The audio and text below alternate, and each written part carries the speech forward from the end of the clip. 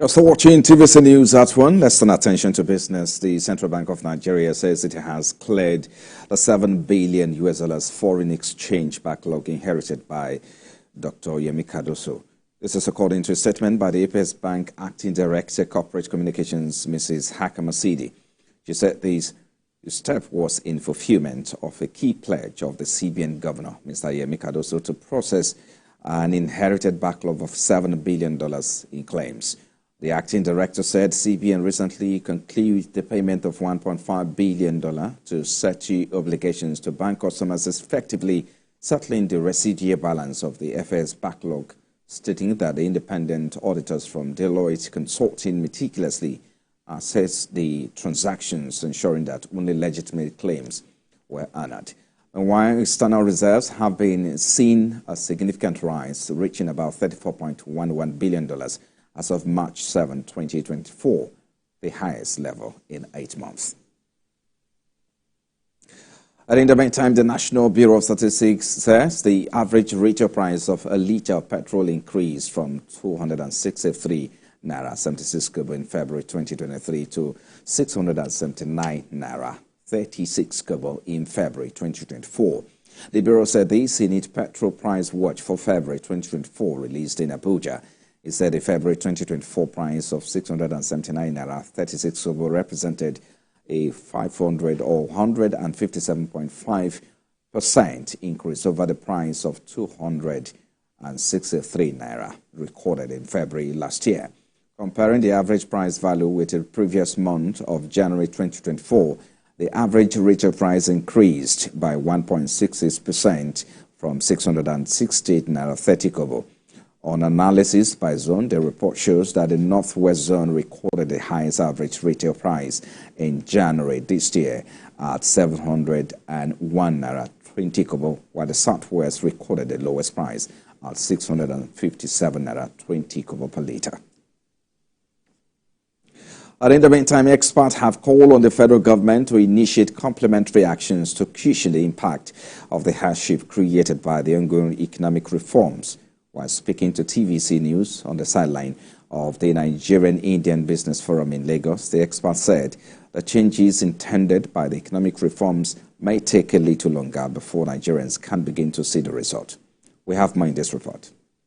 The recent economic reforms in Nigeria, including the foreign exchange liberalization and fuel subsidy removal, have led to inflationary pressures in the economy, particularly in terms of increased cost for businesses, prices of commodities, and higher transportation costs, causing hardships for many Nigerians. While there is a growing demand for actionable measures to address the socio-economic challenges stemming from the ongoing reforms, experts are of the view that those reforms may take longer than expected to deliver the needed result. These reforms will take some time to begin to produce results. The general estimate was that it would take about 9 months to about 1 year until we begin to see the benefits. Whether it is the removal of fuel subsidy, whether it is the convergence of the exchange rates, it will take some time for the economy to rebalance. A lot still has to be done to bring confidence. At the NSG, we think that an economic stabilization plan and framework that provides forward guidance to investors and businesses through a set of well-packed, well-sequenced reforms is the way to create stability. While proffering solutions to tame the current economic hardship facing the nation, these experts agree that there's a need for coordinated fiscal and monetary policies in the short to medium term to stabilize the economy and create a more conducive environment for growth. Address the issue of the level of our security architecture and ensure that there was a fast-track constitutional amendment that brought in policing at federal, state, and other subnational levels. Perhaps the security that is causing the food inflation may not be as high as we have it now. Fight for economic stabilization, especially stabilization in the macroeconomic indicators. Fight for forward guidance, clear, comprehensive forward guidance, so that all business leaders navigating business can understand what's coming, plan for what's coming. and then we manage that out together. And I think if we do that, then we can move quickly from stabilization to consolidation, and we can accelerate the economy in the medium term. As Nigeria navigates through this period of economic transformation, it is expected that policymakers must prioritize the implementation of targeted initiatives towards the most vulnerable and measures to address structural issues hindering economic growth. And outside Nigeria, gold prices and benchmarks in Tokyo and Taipei followed the S&P 500 to record highs today after the U.S. Federal Reserve indicated it would stick with its plans to cut interest rate. Euro Stoxx 50 futures rose by 1.2%, FTSE futures rose by 0.9%. Central bank meetings in Switzerland, Norway, Britain and Turkey are scheduled later in session. The Nikkei and Taiwan Weighted Index each climbed by 2% to record levels. MSCI's Products Index of Asia Pacific shares outside Japan jumped by 1.6%.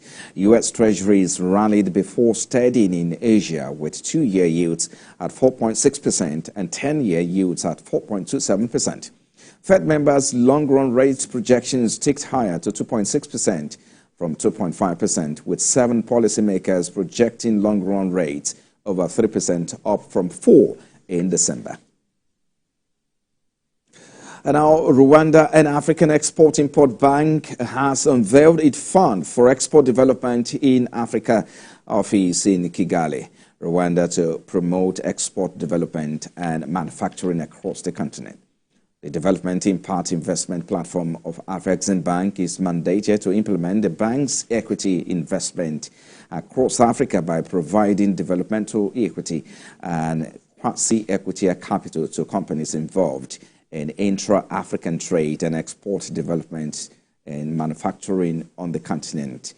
Afreximbank Fund for Export Development in Africa is established to tackle Africa's $110 billion financing gap for intra-African trade, value-added export development and industrialization value chains.